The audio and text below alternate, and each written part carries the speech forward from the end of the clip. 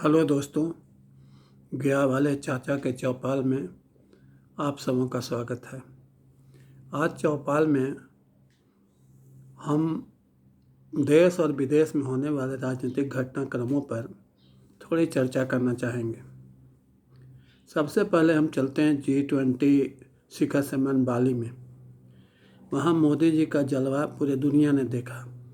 सबसे बड़ी बात जो देखने वाली थी वो ये थी कि मोदी जी ने बड़ी चालाकी से सभी 20 राष्ट्राध्यक्षों को जो भारत में हैंडीक्राफ्ट में बनने वाले सामानों का उपहार दिया, उससे पूरी दुनिया में भारतीय हैंडीक्राफ्ट के प्रसार में काफ़ी मदद मिलेगी।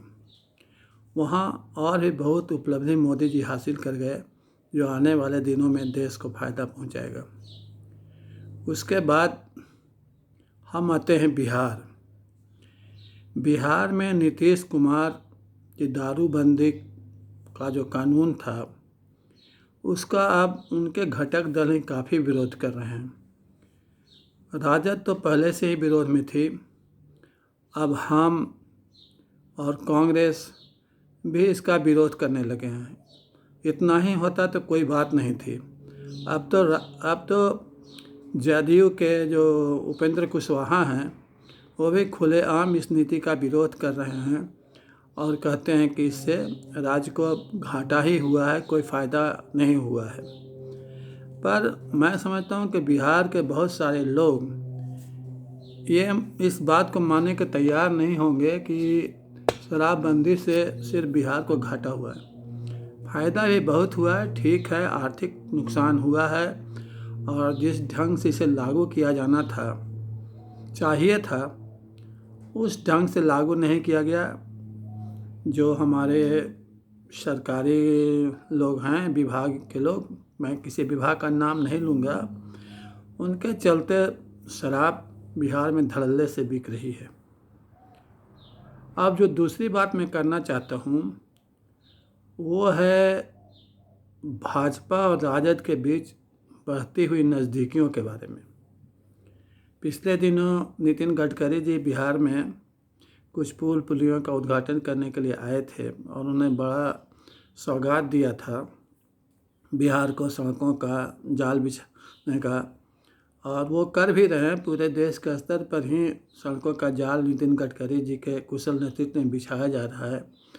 पर वहाँ राजद के राजकुमार डिप्टी सीएम साहब और नितिन गडकरी में बहुत अच्छी ट्यूनिंग देखने को मिली। दोनों एक दूसरे के बड़ाई करते हुए दिखाई दिए।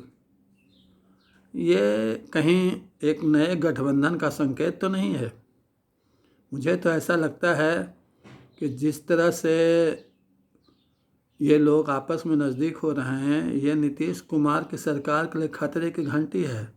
हो सकता है कि राजद और भाजपा में बिहार में कोई गठबंधन बन जाए।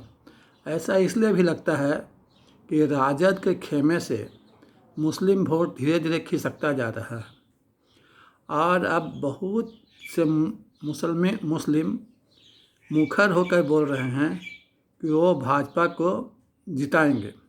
खास करके पसमानदा मुस्लिम समाज जो है वो अब भाजपा की तरफ धीरे धीरे मुड़ रहा है। ये बात अभी जो गुजरात में चुनाव होने वाली है वहाँ अच्छी तरह से देखी जा सकती है। अगर ऐसा हुआ तो बहुत से राजनीतिक पार्टियां जैसे राजद और सपा, बसपा, आप, इन सब के जो वोट बैंक है उसमें बड़ी भारी सेंधमारी हो जाएगी और इनको अपना अस्तित्व बचाना मुश्किल होगा। कहीं इस बात को टाल कर ही ये जो तेज प्रताप यादव और तेजस्वी यादव हैं वो भाजपा के नज़दीक तो नहीं सट रहे हैं, या नीतीश कुमार पर कुछ दबाव बनाया जाए, इसके चलते भाजपा के नज़दीक होने का दिखावा कर रहे हैं। ये काफ़ी सोचने समझने वाली बात है। अगर ऐसा हुआ, भाजपा और राजद में किसी तरह का कोई गठबंधन बनने का संकेत मिले तो ये नीतीश कुमार के लिए अत्यंत अशुभ है और उनका जो प्रधानमंत्री बनने का मंसूबा है ना, वो मुख्यमंत्री भी बनने लायक नहीं छोड़ेगा उनको। बस आज इतना ही चर्चा, फिर अगले सत्र में मिलेंगे। अगर आप भी चाहते हैं कि आपका मन प्रसन्न रहे, मुख लाल लाल रहे, तो चाचा के चौपाल में आते रहिए। नमस्कार।